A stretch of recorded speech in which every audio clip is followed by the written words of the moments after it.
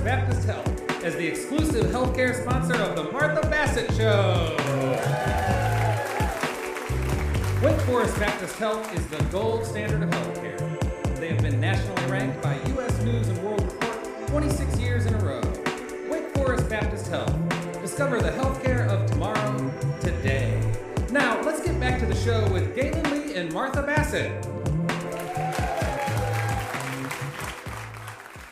So, Gaelynn, let's talk about your looper pedal. Okay, yes. So I bet some of these folks don't know what that is, so yes. Maybe you should start by explaining that. Yeah, so in 2012, I met a performer who works in the band Low. His name is Alan Sparhawk, and we both live in Duluth, Minnesota, and he had heard me jamming at a farmer's market with a friend of his, who's named Charlie Parr. If you haven't looked either of these bands up, I'd highly recommend both of them. But Charlie and I were jamming, and Alan could tell that I loved playing by ear, right? Like improvising. And so he said, let's do a project together for a live screening of a Lon Chaney film, basically. And he's like, what I'm gonna do is I'm gonna do a looping pedal, and you'll just play, and you'll play the harmonies, and I'll record you, and then like live in the moment, and then you can keep playing harmonies to what you hear. So he introduced me to this concept of live recording during a show, and then eventually he gave me one and said, you should figure out how to do this yourself, because eventually you'll play solo. And I was like, haha, that'll never happen. But it did happen. But here's how it works. There's a button on this silver box in my wheelchair right there, and you hold it down the whole time you're playing. And then the second you let it go, it repeats again and again and again, and you can add more and more layers. So it can either be really fun or be terribly awful, depending on the timing. It's a very, you have to be pretty aware of what you're doing every single time you play, because it can go off the rails more easy than I wish that it was possible. But yeah, it's a pretty fun tool, and so that's what I was doing on that solo song. And I use it in some of the tunes that we're playing together, too. You've clearly worked it out. Thanks. It's very fun. Backstage, we were talking about our songwriting processes, and would you tell us a little bit about yours? Tell these folks. Yeah, when I started writing songs, I was 27 years old, so I wasn't I haven't been doing it that long, but I think it was the looping pedal kind of opened up this creative field of possibility. And so one day I was on the bus, and I was like, hey, I think I'm writing a song in my head.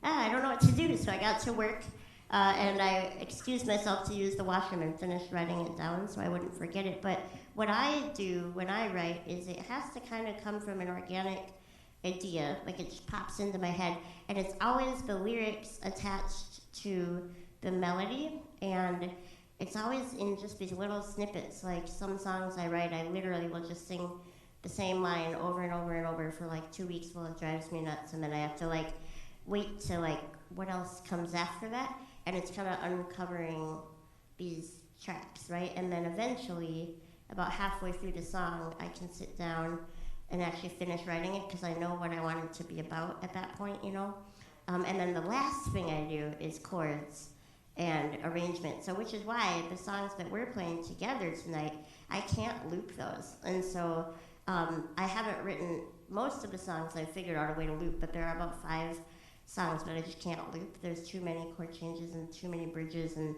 uneven verses and stuff. So I like being able to kind of mix it up and play with a band sometimes and loop. I'm glad I don't just write to the looping pedal, but it is a fun experiment to try to see, well, how could I loop this one? And then it can sound different with the band and different with me. So yeah, it's a fun, writing has to come from a place of inspiration, at least for me now, but I would hope the longer I do it, maybe it's something I can say, I'm going to write a song about blah, blah, blah, and maybe I'll actually be able to do that, but so far not yet. What about, you're different, we don't have the same process. Right, I definitely get words first, and there's usually a rhythm involved with it, the rhythm of the words, but not so much the melodies, so sometimes I keep texts around for a long time and try out different melodies on them, and sometimes it takes me a long time to find the right fit. Yes, I love to hear how other people do it, and then a lot of guitarists that I know just like mess around with chords, and then they create a song. So they do like the exact reverse that I do. So Right. yeah, there's a lot of ways to do such. Yeah, to make creative stuff.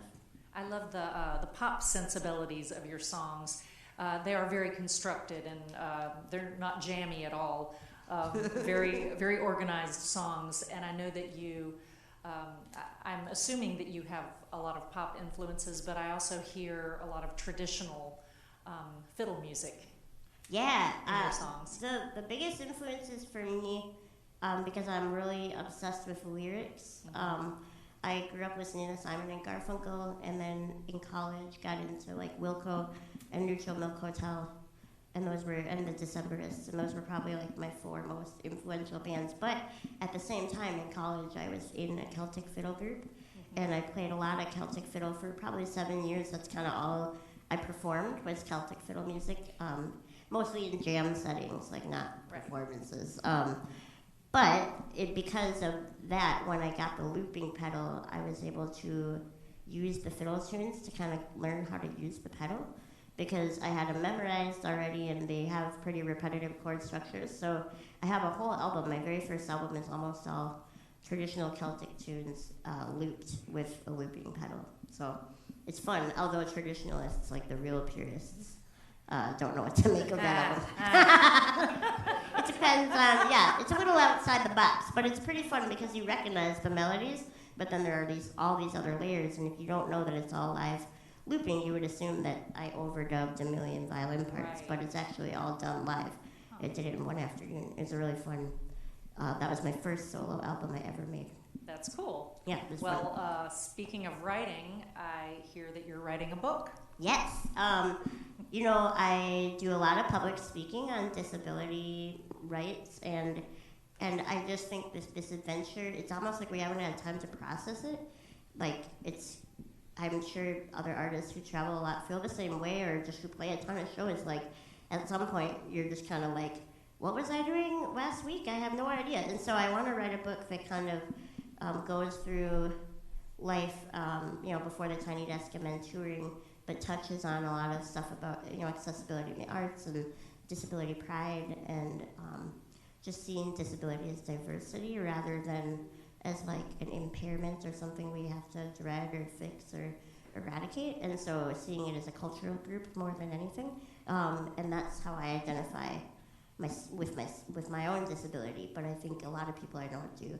And so putting it into a book, it's going to be a sneak attack, because you'll pick it up and you'll think it's about music, and then you'll learn a bunch of stuff about disability rights. That's my goal.